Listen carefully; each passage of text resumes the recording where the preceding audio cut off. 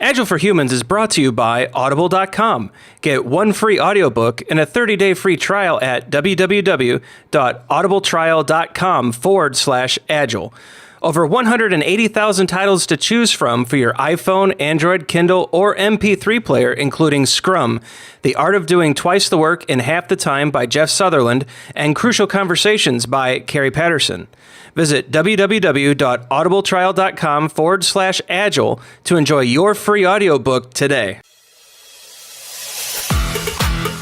Processes and tools dominate today's Agile discussions, but we are devoted to the individuals and interactions that make it work. From the beginner to the veteran practitioner, we have something for you. Welcome to Agile for Humans.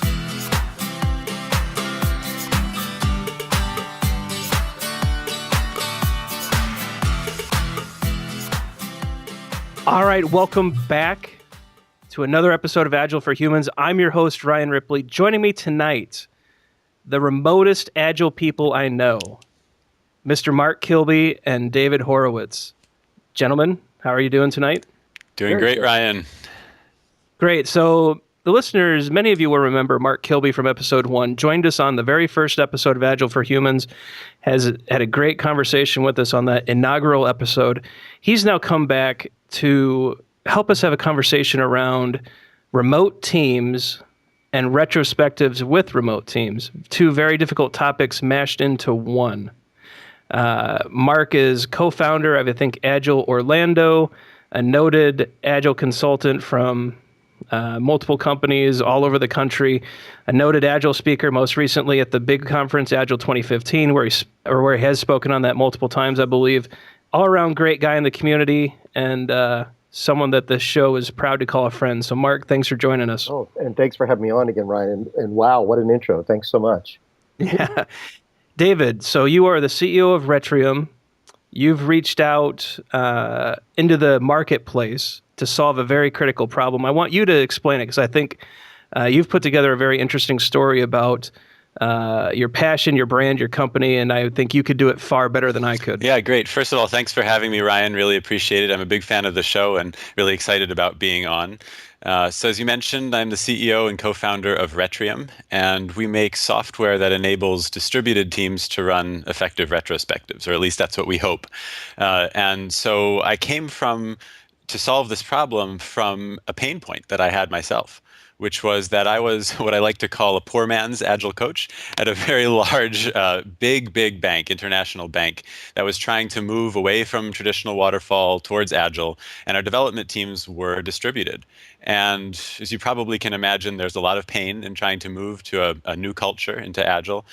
But among the bigger problems that we had was running good retrospectives. And Mark, you probably, I would guess, would agree with me that kind of retrospectives are the core of Agile, that Agile's all about continuous improvement. And if you aren't continuously improving, then you're not Agile. And how do you continuously improve? It's through the retrospective. So it really bothered me when I was in this Agile coaching position that my teams weren't able to run these retrospectives very effectively. And I started thinking, well, why is that? And is there a solution out there? And if not, why isn't it published? Why isn't there a solution? So, Mark, I reached out to you pretty early on to try to pick your brain a little bit about this problem. And you kind of told me pretty quickly, this is a major issue in the industry. Yeah. And so that's my passion, what we're trying to solve. And I really think that if we can do that successfully, then the distributed teams that exist today will become a lot more productive. Yeah. Well, and I think what's critical for, and while I'm fond of Retrium, what I'll say is, I think what's critical is you felt the pain. You've been in that Scrum Master, that coach role where you're like, how do I make this work? And that's really the biggest challenge of distributed teams. Now, I've had many successes in getting distributed teams to work together. As a matter of fact, I came off the road as a consultant to work for my current company, and now an internal coach at Sonatype, primarily for the challenge of working with 100% distributed Agile teams right now. So we have 4 different teams, all running Scrum, and other teams as well, some running Kanban, but they are all functioning just about as well as any of the co-located teams that I have ever worked with. And I think part of that's the technology and the tooling, but I think there's more than that involved. I think the influence of Agile has been a big part of that. That people are realizing they have to collaborate on a frequent basis, and they have to find a way to get feedback on it frequently. So it's looking for how do we get those feedback loops, whether it's from each other or systems, whatever. But I think there's that convergence of the technology, Agile influences, and attitudes of people as well. Yeah, working remote. Yeah, I think you touched on something really important, which is, to me at least, if you don't get culture and you don't get relationships right, it doesn't matter what tools you pick. And as a tool owner, I'll be the first one to own up to that statement, right? So culture comes first. But it is also true, I think, that if you have tools that can help you build that culture and build the relationships necessary to be an effective team, then that is very much an enabling factor. If you don't have those good tools, it's hard to become a good team in terms of culture and in terms of relationships and trust and empathy. Video chat, which in today's world seems relatively simple, is actually not, in my opinion. You lose a lot through video chat. So how do you overcome some of those challenges with your teams, Mark? Because you said you're so effective, right? So I want to know. I want your lessons. Have a really big toolbox, essentially, is one of the things. So you were talking about video chat in particular. So we actually use several different tools for video chat because you never know when one system is going to have an issue, and can we quickly switch to another? So I'll mention a few other tools here that we happen to use, but not plugging any particular ones. But some days it's Join Me, because we can pull up a meeting screen, but as well we can pull video up these days and Join Me. Or if it's one-to-one, we might switch to HipChat video or Google Hangouts. And actually, we don't tend to use Skype that much because of the other tool sets we have. But it's always having a backup way to connect, a backup way to communicate as part of that. So now that you've noted all of David's main competitors, let's move forward. No, and I think it's an important question that David brought up because it is a pain point. And so Mark, be having success in that, you really talked about the end state. David, I was wondering if you would lay out kind of that painful state that you noted that initially urged you into the world of entrepreneurship. Yeah. So like I said before, to me, the core of Agile, the key of Agile is continuous improvement. And the way that you do that is through the retrospective. Now, with all of the co-located teams that I've been a part of, one of the best ways to run an effective retrospective is through really good facilitation. You can't just sit everyone down around a table and say, okay, guys, let's chat, and hope that you're going to come up with the key pain points that the team is experiencing, and not just the pain points, but also the plan to move forward. This has to be a structured conversation. And so typically you can read, Esther Derby and Diana Larson's book, which is a great book about retrospectives, in my opinion, kind of the Bible of how to run a good retrospective, with lots of different phases and different ways of structuring the conversation. Really recommend it. But in a nutshell, what you end up with is a toolkit of facilitation techniques, things like 4Ls, or Mad, Sad, Glad, or Lean Coffee, or an appreciations retrospective. I could go on and on. The problem with a distributed team, and this is the pain point that I was facing, was that it's really hard to run those techniques when you don't have physical items to use, like flip charts and sticky notes and markers and things. It's really hard to replicate that environment. And so most of the time when I was in this kind of poor man's Agile coach role, we just sat around a video chat and talked. And we got nowhere. And it was the most frustrating experience I've ever had as an Agile coach. And it kind of lit a fire in me and said, you know what, this is not just a problem for me. This is a problem industry-wide. And then that, in combination with this trend towards being distributed, it seems to me, and Mark or Ryan, correct me if you think that I'm wrong on this, but more and more teams are becoming distributed. As we speak. And the future of work, to me, is distributed work. It's a work from where you are, when you want type of environment. And the combination of those two things really said, hey, if no one else is solving this problem, someone has to, right? And I want to be that guy. So that's kind of what lit the fire, and maybe jump off the deep end and go for it.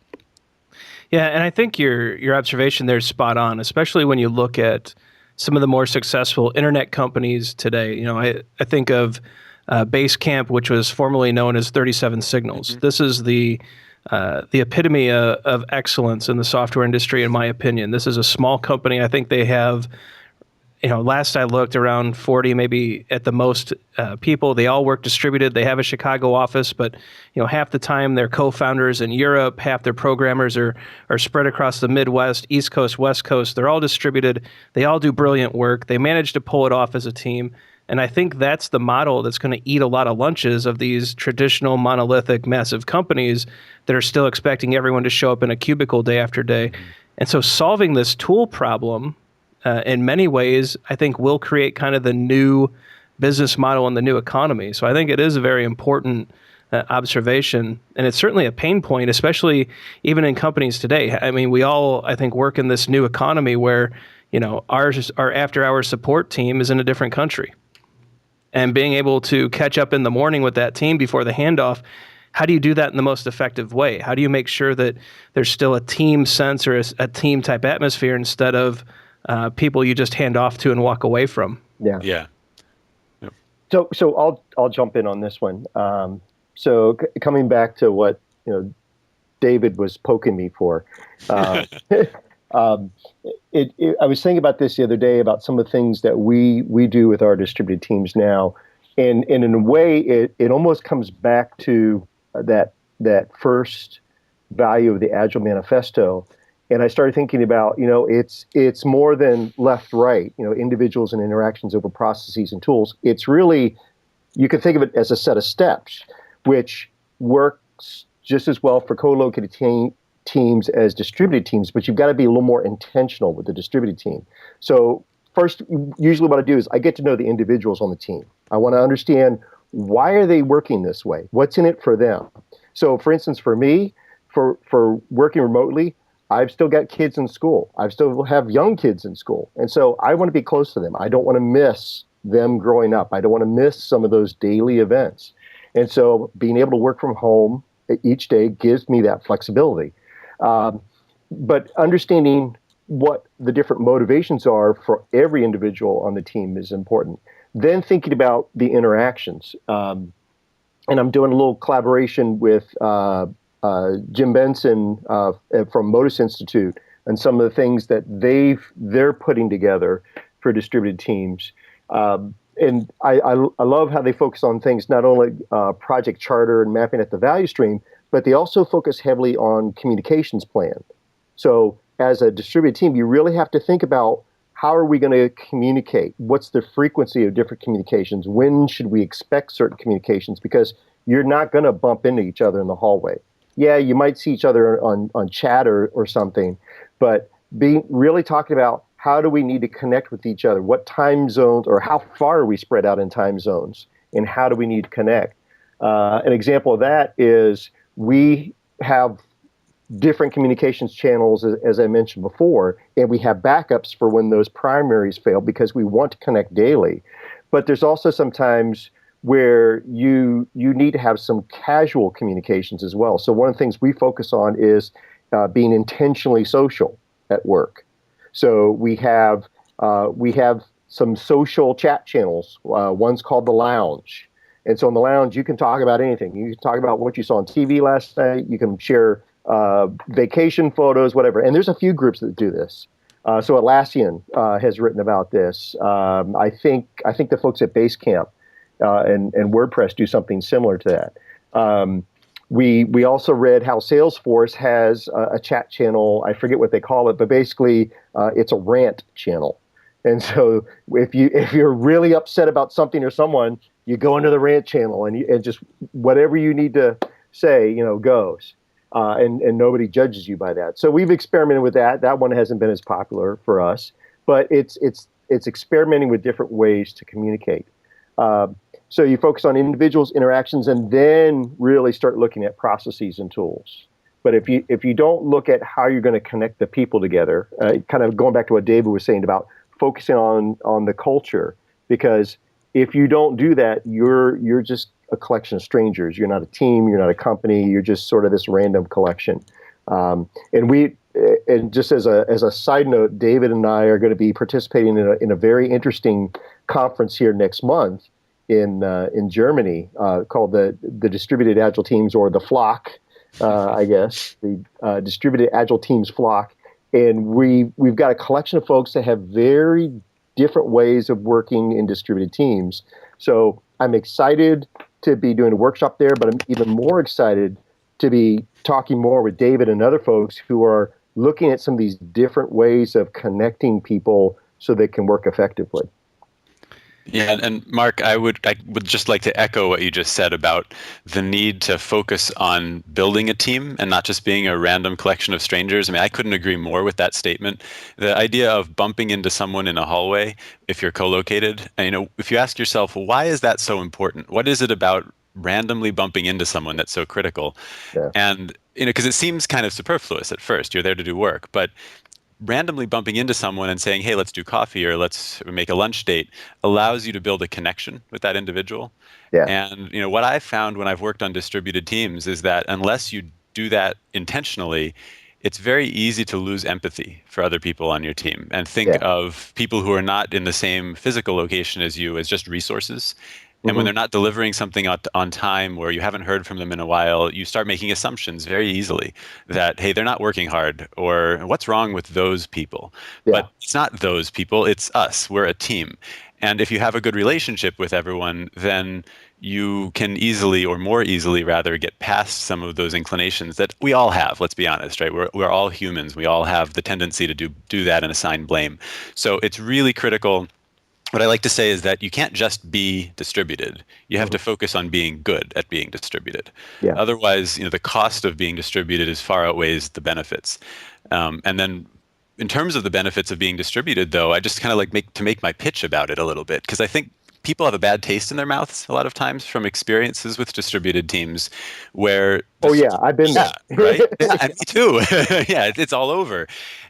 And it doesn't have to be that way. I think one of the reasons why people tend to say, oh, I don't want to be distributed, is because strategically for a long time, the reason that teams became distributed was to save in cost.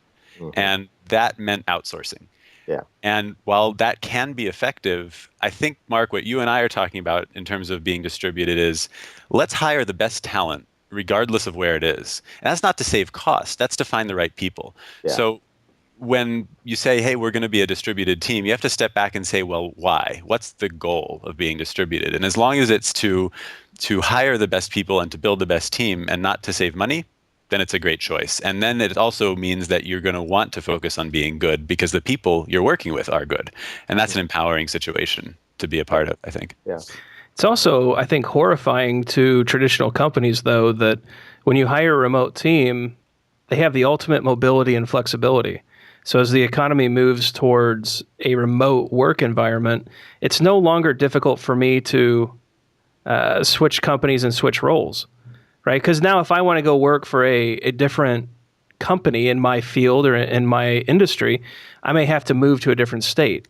And there's hassles and there's considerations and there's proximity to family and there's all these ties and things that keep people rooted in their communities. Well, if I can work from Fort Wayne, Indiana, and work for anywhere or work for anyone anywhere in the world, I now have the ultimate type of mobility, right? Yeah, and you could probably do that switch in about an hour or two, by the way. Yeah. Exactly. Right? It's a few forms, a drug test, and you're with a new company. Yeah, boom, done.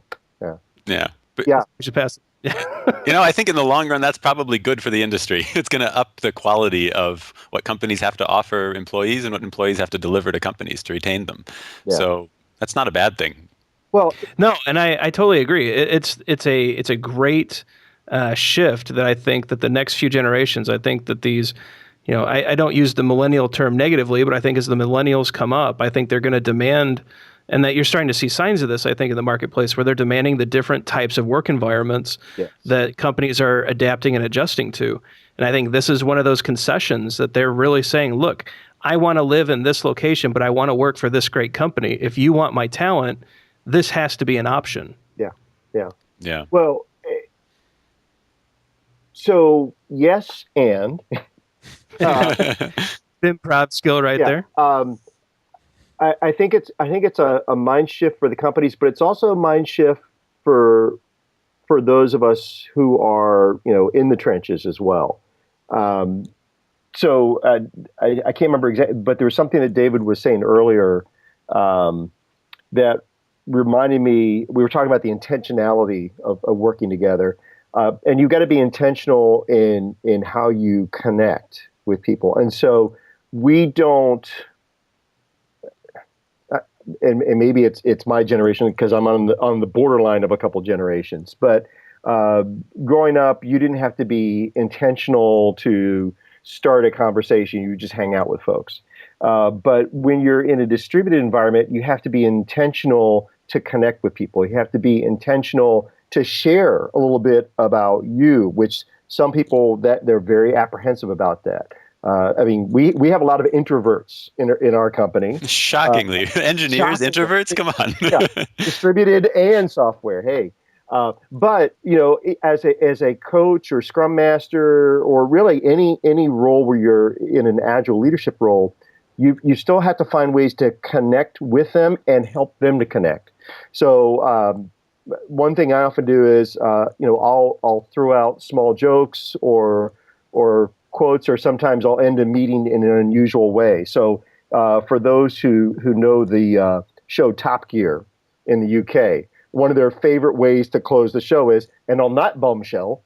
And so sometimes I'll throw that out in a meeting, and I'll get a chat right after the meeting. Hey, was that from Top Gear? I love that show. And so just by throwing out little things like that, you make a connection with that person. And so you spend a little time afterwards chatting with them, getting to know them, just based on throwing out some stupid line like that. You know what? It's funny. I ended a staff meeting today with, and there's no way Glenn survived. And and I think half the room was in an uproar within 2 seconds. But and the rest wanted to know, what are you guys talking about? What are you talking about? Yeah. No, most of the group knew. But you're right, Mark. It's a memorable way to end a meeting. It endears people to you, and it sparks a quick little. It's the meeting after the meeting, which was one of the questions I was going to have for you guys. Because part of being a co-located team is that you can have this meeting, you can linger in the boss's office, you can linger in your peer or colleague's office, and have that quick 30-second or a minute or however long it is meeting after the meeting where you say, hey, what did you think about this? Hey, are you doing all right? How are your kids? Yeah. Or meeting before the meeting. Exactly. Because sometimes we'll do that with our stand-ups where there'll be a few of us that'll gather minutes early and we'll just kind of check in with each other. And that's just, those times before and after are just as critical. So I'm going to slightly disagree with both of you here and do a yes, but. Oh, good. I think what you're saying. All right, someone mute that mic. Mute that mic. Right. I think what both of you are saying is true for a certain type of person. But you have to be careful because when you have introverts working on a distributed team, there's a tendency for those people to become even more introverted because it's easy to hide behind the technology. Oh, yeah. And you have to ask yourself, though, is that good or bad?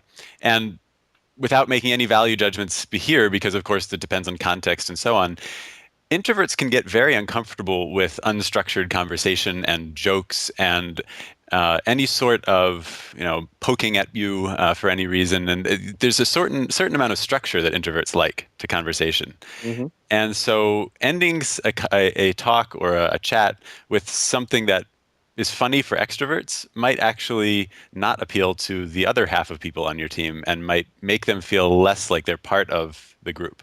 So you have to be a little careful, I'd say. So I've got a story for you. Okay, so when I joined Sonatype, and one of the first teams I worked with, as connecting with the individuals, I made a point of getting in some kind of video call with each person on the team, of which many of my introverts were like, why are we doing this? Yeah. And I said, listen, you don't have to. I said, I just want to kind of get to know you. I want to give you a little bit of my background and any questions you want to ask me up front. Usually, there was one question: what are you going to change? because they knew my background as an Agile coach. And so the answer was always the same, was my goal is not to change anything. I said, my goal is to help you guys where you feel you need help. So with that, where do you guys feel you need help? And the one thing that came out of this was, oh, our meetings are just terribly long. I said, oh, really? Interesting. So tell me about that. And so they told me how they dragged on. They were unstructured. And so picking up on that, I kind of went hyper efficient. I turned the efficiency knob up to 11. And we ended up with our meetings becoming like 20-minute meetings eventually. And so then there would be times where I'd end a meeting early. I go, oh, I'm sorry, guys. I ended the meeting early. I hope that's okay. And then that would be it. And so with that, then I started adding some of the jokes, but brief, kept keeping them very brief just to make some connections. And I found some of the introverts starting to toss some jokes out too. Mm-hmm, mm-hmm. Yeah, so there you go. And you mentioned kind of time boxing, which I like a lot as a technique. Time boxing. It's really critical. So one of the things that we're doing with Retrium is we have these toolbox of techniques where you can pick one like Mad, Sad, Glad, which has certain phases to it. So the first one is private brainstorming. You get a chance to record your ideas down when no one else can see what you're doing. And then you move into dot voting, where you can vote on the ideas that resonate the most with you. Not just your own, but anyone. And then you can move into discussion, where you can talk about those ideas in a prioritized way and come up with action items to move forward. And the nice thing about having a flow that's predefined like that is that everyone on the team knows this is where we are in the meeting, this is what's coming, and this is what we have left to do.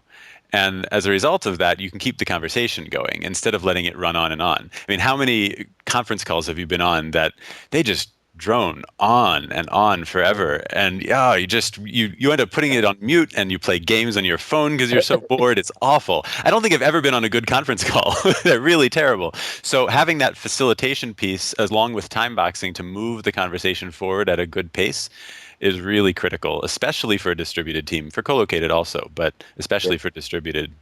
Well, so I'll add to that. The one thing I discovered as part of maintaining connections even in a meeting is back channels are critical. So I always like to have a chat channel running, which some people go, oh my gosh, no, that's going to distract people. People are going to be distracted anyway. But if you can focus them on a back channel when they can't focus on the main part of the meeting, or maybe they can't break in and realize they have another way to get into the meeting, then I've found that as there is better engagement. There's still a tendency to do some multitasking, and I don't get too spun up by that. But using time boxes, using back channels, there's a way to keep the meeting moving. And I emphasize to the teams, like, all right, if this is dragging on, then let's shorten it. Let's find a way to change this, and we'll do a short retrospective on the meeting right there. It's like, all right, what do you want to do different next time so this doesn't drag on? Mm-hmm. So, how do you guys handle group learning? You know, when a team learns together, they grow together. When a team's co-located, they typically share lessons quickly. You can hear the conversations over the wall. You can pick up on things and jump in quickly.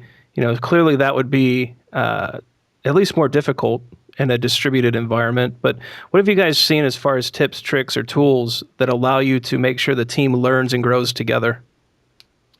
So I hate to start with a tool because usually that's not the place to start, but I'm going to throw one out anyway in this case, which is Sococo. Big fan of Sococo. So if you haven't heard of Sococo, it's basically a tool that allows you to recreate a office environment online. So you have an office map with closed door offices and open office layout if you wanted. You have the water cooler, you have the bathroom, and you can move your avatar from place to place on the map to indicate whether you're busy, or whether you're talking to someone or in a meeting. The reason I bring that up in response to your question is that unlike what we're doing right now, where we're kind of chatting in a free-form way over Skype, Sococo allows you to recreate that sense of, hey, we're going to chat kind of in this back channel after the meeting in this room over here, or we're going to stay back in this conference room now, even though the meeting's over, to keep chatting about it. And the visual sense that you get from those avatars being in different rooms is really useful because it lets the team know what you're up to and what you're doing. So it's not the fact that you're using Sococo that helps. It's what Sococo does for you. It's the value Sococo provides, which is recreating that office space a bit that can help you learn with others.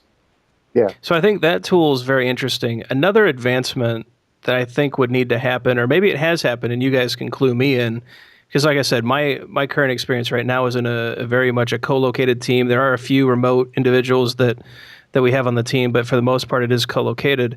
Would be the hindrance in pair and mob programming. And so I'm wondering, I know that we now have online IDEs, which are fairly interesting, but have you seen a solution that allows, two video windows, one IDE, ability to hand off control, and the ability for pair or mob programming to truly take place in a collaborative way with remote users? And if not, then that's product number 2, David. Yeah, after I sell this one for $1 billion, right? There you go. Mob programming, no. That would be interesting. Yeah. Even just pair. So let's take it down. Let's dial it back a bit. For the ability to pair program, which I think is an interesting and sometimes necessary option for remote people, just the ability to recreate that experience. Yeah.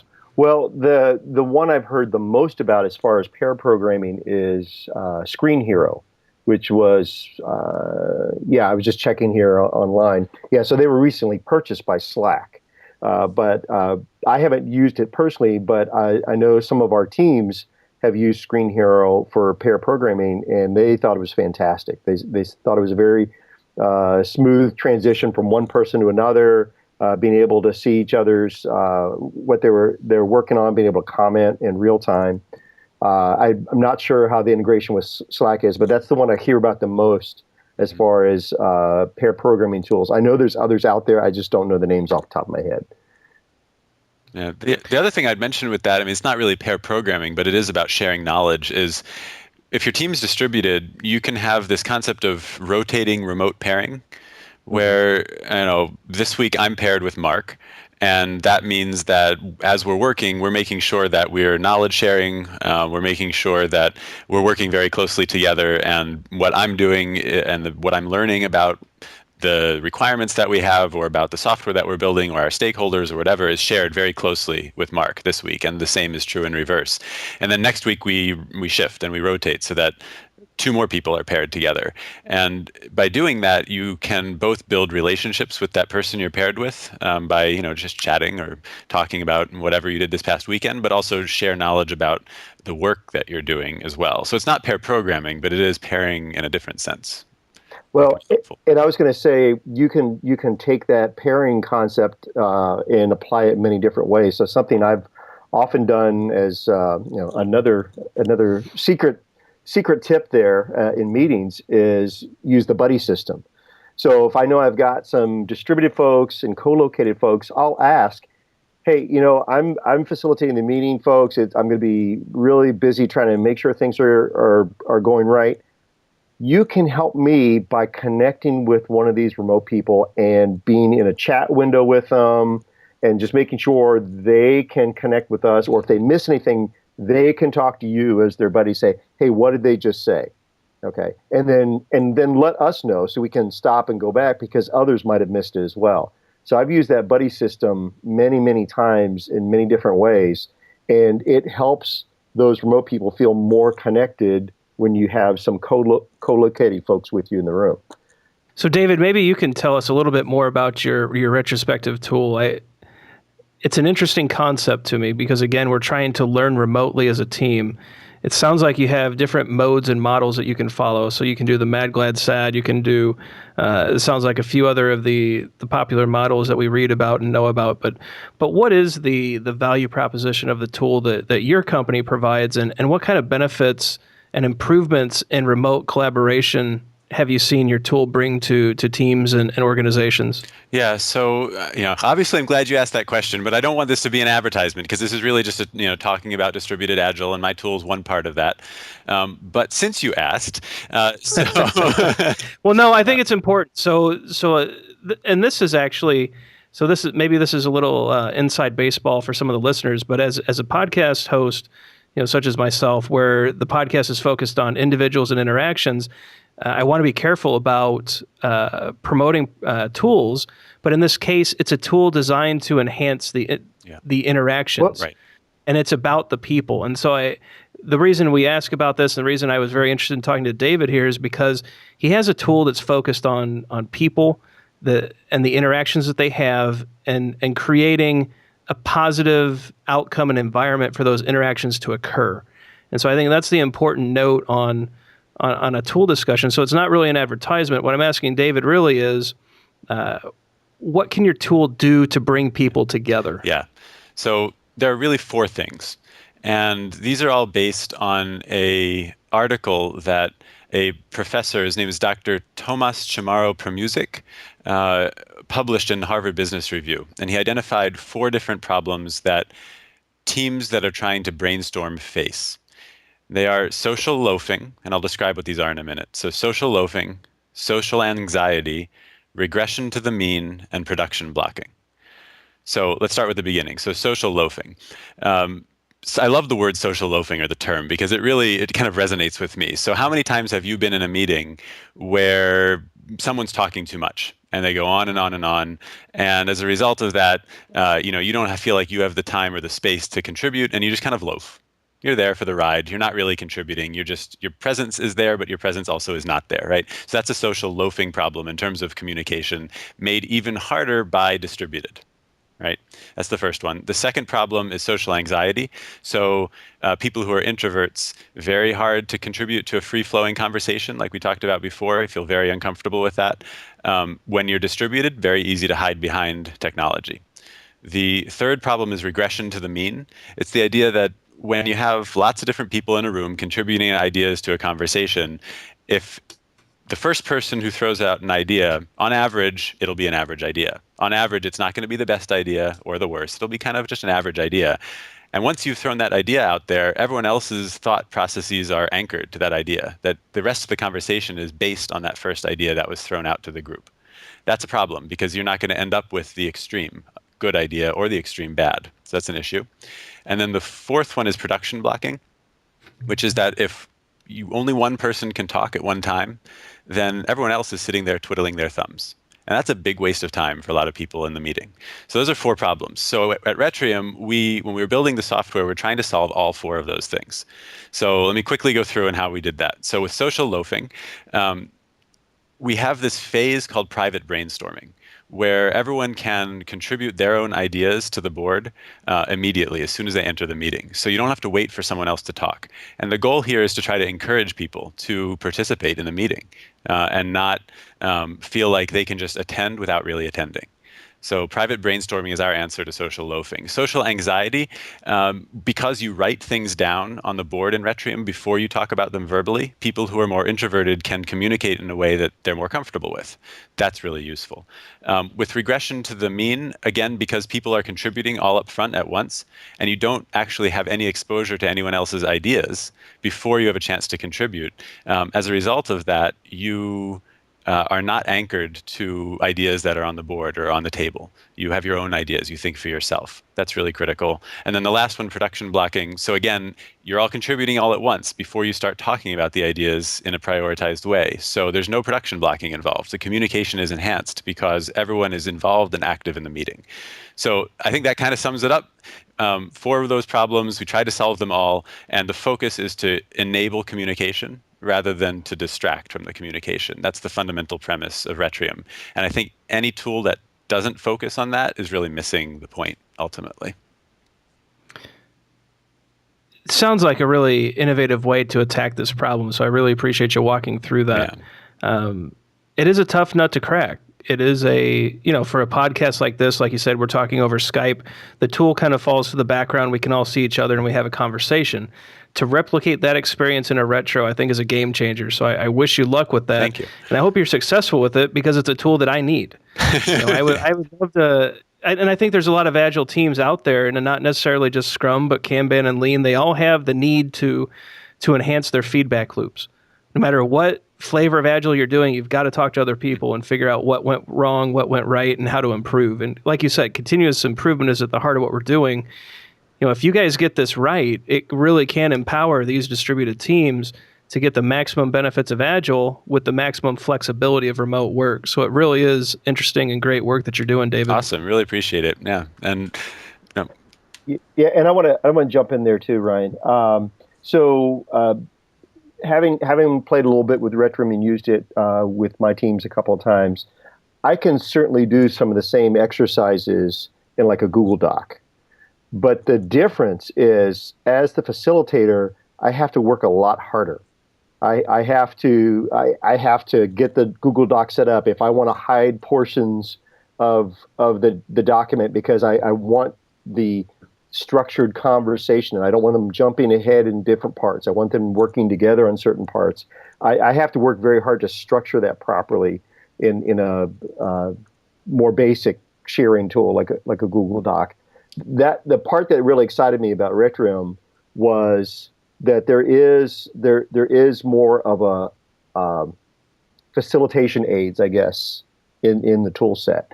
The one thing, though, that we all need to be cautious of, though, is not relying too much on the tools. And this is not a shot at any particular tool, but that's also why I tend to have a few tools in the toolbox, because Mr. Murphy of Murphy's Law is on every team, and so you've got to be ready to shift gears as a facilitator, so that if the conversation goes in a very different direction, it may not fit the particular activity you've got set for them. So there's some things I can do in certain tools, and things I can't do. So sometimes I have to shut one tool down and bring another one up, so I can maybe help them with where that conversation's going. So that's something to be aware of too. And that really lies at the heart of Agile anyway, which is that if you've identified a problem, fix it. Yep. Right. And so I couldn't agree more. Retrium does a lot of things well. It's not perfect. I'll be the first one to admit that. We have a long way to go to make it an even better tool. So the goal always has to be the continuous improvement and not the tool. And we're hoping that the tool helps provide the continuous improvement. But again, go back to culture, go back to building trust and empathy. That's the core of everything. And if you can't get that, the tool won't matter. And I think that's a great spot for us to look and see that along with being at the core of Agile, continuous improvement is important. So are our time boxes. And I think for this conversation, guys, we have hit our time box. I just want to say I really appreciate you guys coming on, because like I said, Mark, you are at the forefront of Agile teams working remotely. David, you're working on cutting edge tools where I think you guys have your hearts in the right place. And so I hope that shined through to the listeners that you want the culture, and you want the individuals, and you want the feedback and the interactions, all that to be at the forefront, and the tool to be behind that. And I think that's a great outlook for a company to take. So I really appreciate you telling us your story as well. At this point in the show, as we wrap up, we offer the guests an opportunity to plug anything else that they have going on, any events you're speaking at, ways that people can get a hold of you. So Twitter handles, websites, anything that you've got going on. Mark, we'll start with you. What would you like to plug? How can the listeners continue the conversation with you? Okay. Well, so as I mentioned, both David and I are going to be doing workshops at the Distributed Agile Teams Flock in Berlin. I'll send you the link so you can get it in the show notes, because it's a long one, so I'm not even going to try to rattle it off here. But there's just a really interesting group of speakers that are gathering there, so I'd highly recommend that. If you can't be in Berlin in mid-November, you can certainly reach me on Twitter as mkilby, MKILBY. I'm on there often, and via my website, markkilby.com. David, how about you? Yeah, so I think you heard about my tool already. So it's retrium.com, retrium.com. We also have a blog there. That's blog.retrium.com. And on Twitter, I am ds_Horowitz. So D as in David, S as in Seth, _Horowitz, HOROWITZ. And the Retrium Twitter account is RETRIUMHQ. So it's Retrium HQ.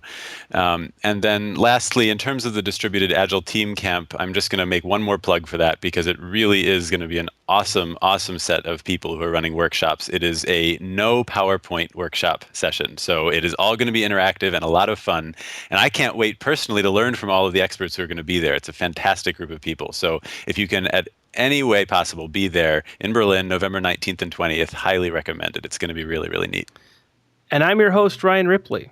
I am available on Twitter at Ryan Ripley. The website is ryanripley.com. We'd love your feedback. If you are enjoying Agile for Humans, please tell your friends. Please spread the word. If you feel so inclined, we'd love to hear your reviews and comments on either iTunes or on the blog site. Your feedback helps us make this better. You are our continuous feedback loop. So please, give us the comments, give us your thoughts. What can we do to better serve you as the listener? That's what we're about here. We're not getting rich. We're just enjoying having conversations with friends, and we're hoping that they help you. And so that's what we're about. Your feedback is crucial and important.